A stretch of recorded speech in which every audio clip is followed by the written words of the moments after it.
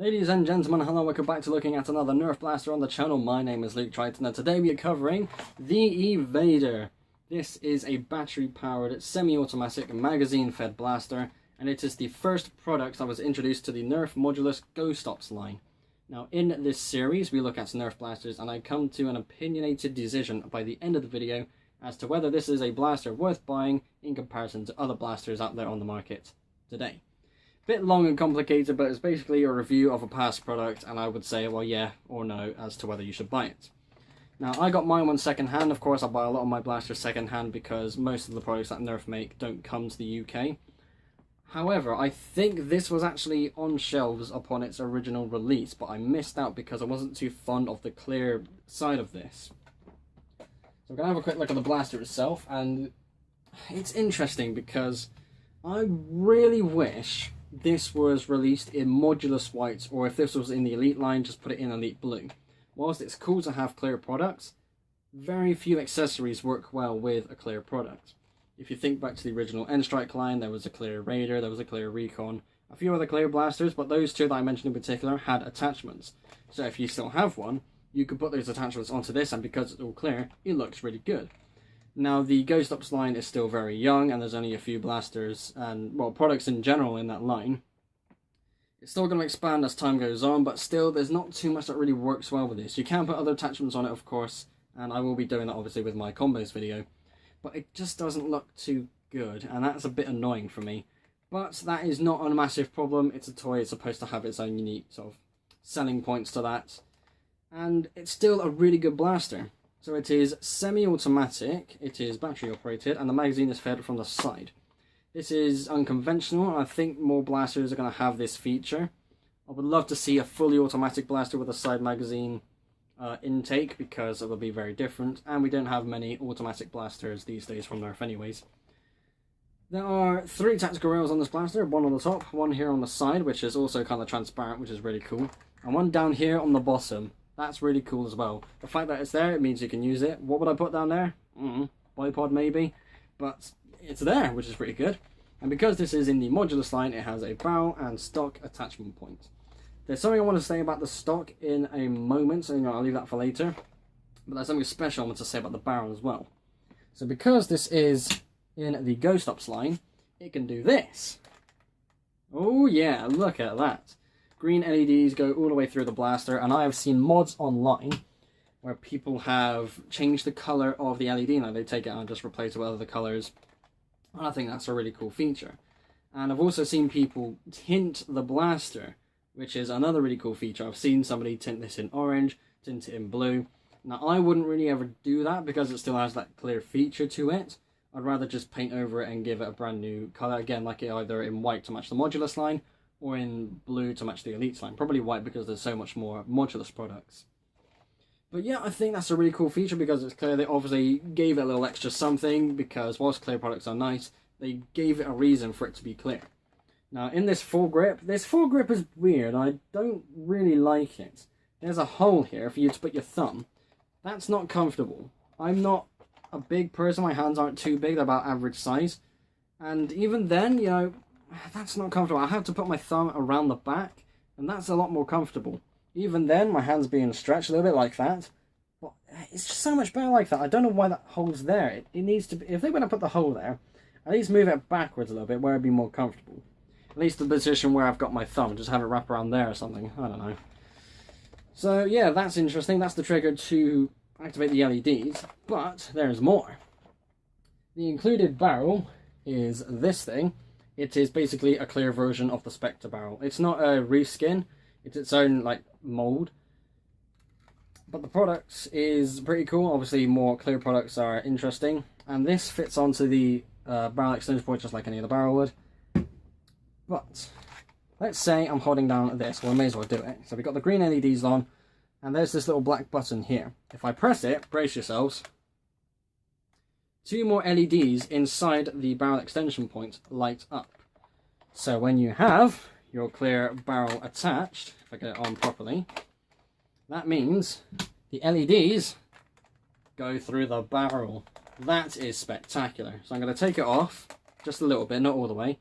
So you can see where it's pushing up against that button, the LEDs are active, and it goes through the barrel.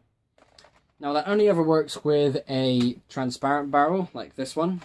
If you have, say, just like a recon barrel or just anything else, basically if it's not clear, it's not going to really work. And you need to have a kind of specific barrel. I tried using this with the chrono barrel and I didn't really see the LEDs go through it. But because this is all the way clear, I mean all the way through as well, unlike the chrono barrel where it has an orange interior barrel, it's not really working. But that's nothing to worry about, because this is, again, just an absolute banger of a blaster. I love this so much. The only problem I have is that clear point, but that's not too much of a problem. Just before we move on to the stock, I want to point out let me start that again. I want to point out a small quirk with the blaster. There we go.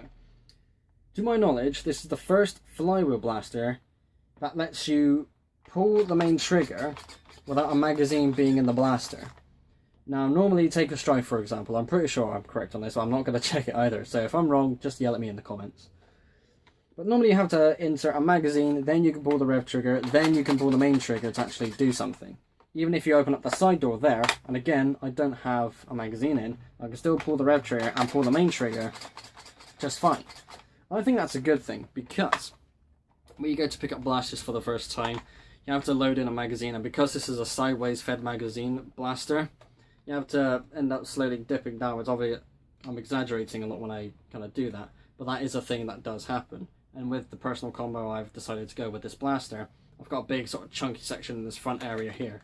So I'm putting a lot of weight up into this portion of the blaster. But when it's just empty on its own, you can just decide, well, do I like this? I can give the trigger a quick pull.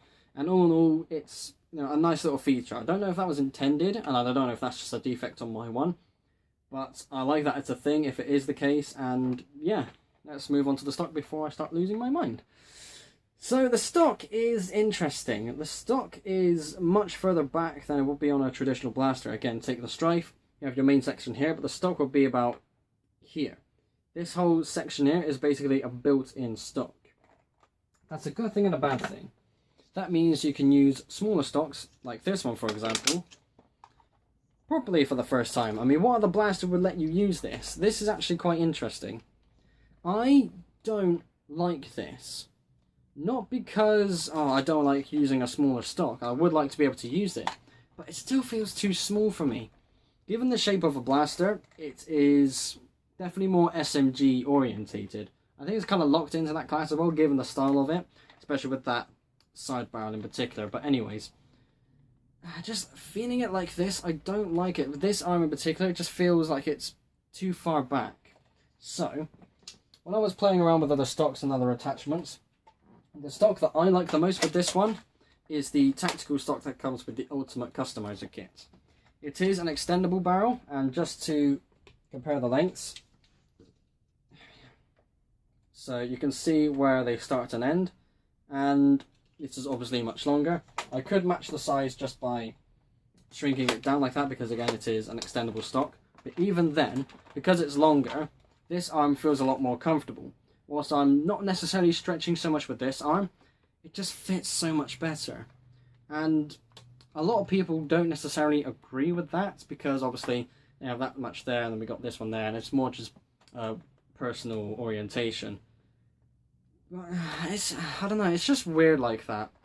I would much rather use something like this, and I could definitely see myself using this for literally just any combo really, this stock for this blaster that is. But obviously when you see the combos video, I am going to be using different stocks. But they'll be a lot bigger than you would possibly expect. So yeah, all in all, I'm doing this a bit cack-handed. There we go. That is the Evader from the Modulus Ghost Ops line. Oh, I forgot about the magazine. How folly of me. The included magazine is a 12 darts clear magazine. Very cool. Again, this is the sort of... Actually, what I'd say that... I say clear accessories are not good, but for a magazine, that's actually pretty good. The Rapid Strike originally came with a clear 18 dart magazine, and I think clear magazines in general are good because you can see how much ammo you have. Then again, your opponent can see how much ammo you have, but the Chrono Barrel kind of fixes that because it has an ammo counter in it. I don't know. But yes, the clear magazine I absolutely love and approve of. This blaster is something I love and approve of as well. So I can't say to you, yes, buy, because if you buy and you don't like it, you can come back to ridicule me in the comments. but it definitely has my recommendation. It's beautiful. It's very unique. I just wish it wasn't clear, because it would work so much better with all the other accessories that you would have in your Nerf arsenal. So, there we go. I'm going to put this down now because my hands are actually starting to ache. It's very weird when it comes to the weight, because it kind of, you know, when you have a magazine, because I like using drum magazines, because it's going to be put into the side like I mentioned earlier, I'm going to start dipping down. And even then I've been holding it all day and playing around with different combos. So yeah, I need to give my arms a bit of a rest. So ladies and gentlemen, thank you all ever so much for watching. Be sure to like and subscribe if you haven't already. I will see you all in the next episode. Bye.